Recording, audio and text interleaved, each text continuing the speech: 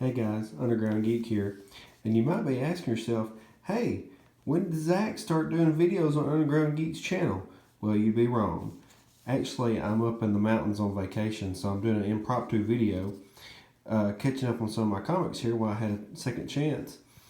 And so I just read this comic, and I got to say it's a pretty good comic. Like, I really liked it, but let's check out this cover real quick. Why does Superman look like he's 4 foot tall, squatty little dude? And why does his dad look like somebody's old grandpa? I mean, it's still a pretty cool cover, but I don't really like this guy's style, so it kind of, loses me.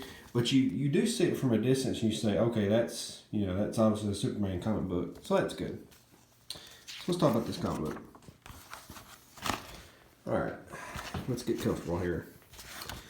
So, the story is Dan Jurgens, and he did the breakdown art, and then Victor does the pencils, and then all these people do the color, or do the inks, and then Mike Spicer does the color. So let's talk about who did the cover.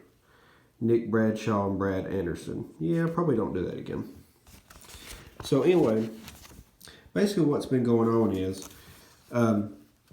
Oz has showed up, and he has basically told Superman that he is his dad.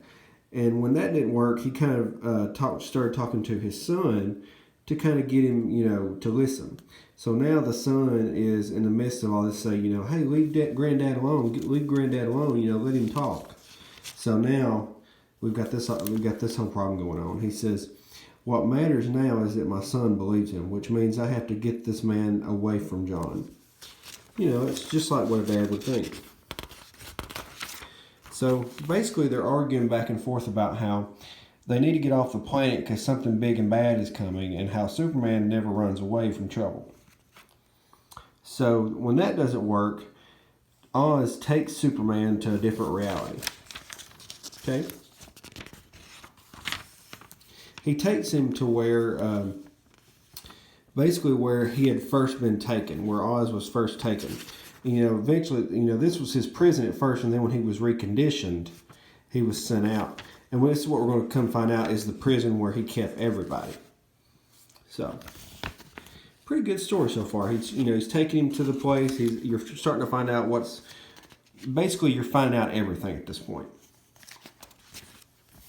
And he starts trying to talk to Superman again about it. When that doesn't work, he starts just blasting him with his stick. He knows this can't kill Superman, but he's trying to make him listen. So there he comes. He's not as powerful as Superman. He's still a Kryptonian, but he's not as powerful as Superman because he's hurt and because he's older. So they start going back and forth with their fights. And then as they're knocking each other through the walls, Superman starts to see all these different chambers. Like, this is where he kept Mxyzptlk back whenever he was first saying Superman never came to save him. So that's where he was keeping him. And he sees that. Look how crazy that is. He probably went insane in there. And so then, when that doesn't work, Jor-El starts using his Krypton eye. Because he has a piece of Kryptonian, like, in his head. And so he starts blasting Superman with it, and Superman retaliates pretty quickly.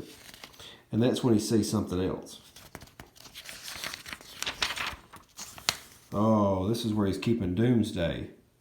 He says, why would you stop him from being sent to the Phantom Zone? That's where I sent him. And he said, because somebody would try to use him against you, so I intercepted it, and I've been keeping him here in this prison. And so that's where they're talking more about it. And he blasts him again with a Kryptonian. Basically, they're just, having an argument, but a physical argument at the same time. And this is where it gets good. He says, but who's going to save me from you?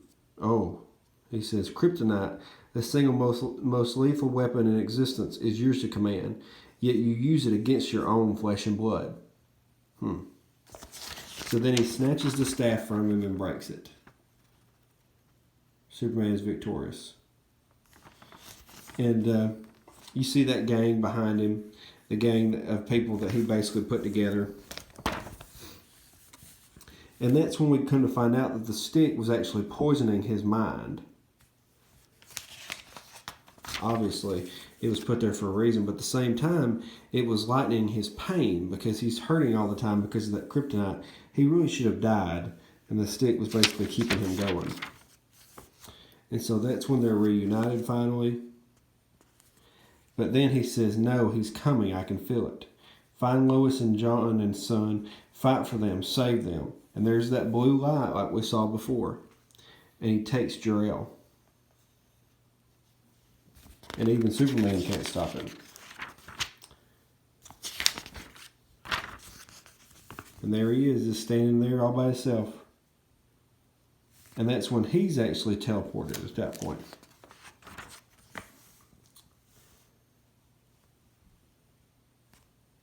He says, but what if he's right? Are we as lost as he says? So that's when they're talking. He says, and this is the important part right here. He says, I'm sorry, John. I couldn't stop it. He was taken. But you saved people. Why couldn't you save him? You know, that's just like what a kid would say. But he explains to him that he's going to save him. And then that's when Lois says, but what about the rest? About Earth being doomed from an outside threat, as well as its own people. This is where we get this shot of Superman hearing everybody's cries of what's going on. He's kind of like a Jesus figure. And he can hear all these things happening. If you look at some of these are pretty good. It says suicide rate among veterans. You know, it says lack of faith, racial conflict boiled over, limited freedom of speech. That's a pretty big one. Southern church firebombed. You know, I've said before in some of my other videos that he's been kind of SJW here lately, but they seem to have figured out that that was not the way to go, and they're quickly picking up on this kind of stuff. It says, situation described as beyond hope. Clark, are you okay? People are losing hope, Lois. Where are you going? Back to work. And that's where we close the shot. So all in all, it's a pretty good comic book. Except for the cover. I really didn't like the cover. But other than that, it was pretty good. If you had done this a different style, the coloring is good. The colorist is good. It's the artist's style. I just didn't really like that. But that's just me. But what did you guys think about this? We're on 991. So guys, we've only got, what is that, 8 more? 8 or 9 more? I can't count. We've only got that many left, and then we're issue 1000. And this book's only $2.99. Check out that front page there, the Oz effect. I like that. The art style was okay. There was kind of some mishaps here, like his eyes looking the wrong direction.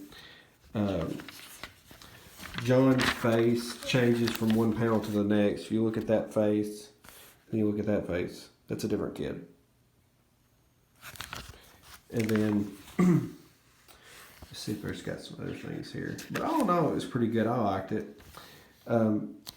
It's probably not one of the best issues, but it did wrap up the story very well.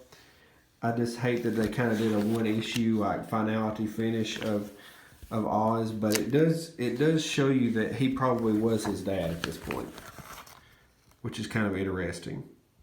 It's a cool shot there. But alright guys, tell me what you think about this. Tell me what you think about my review. And hit the like button, hit the subscribe button. I'm still working on the comic book. I should be getting some art before long.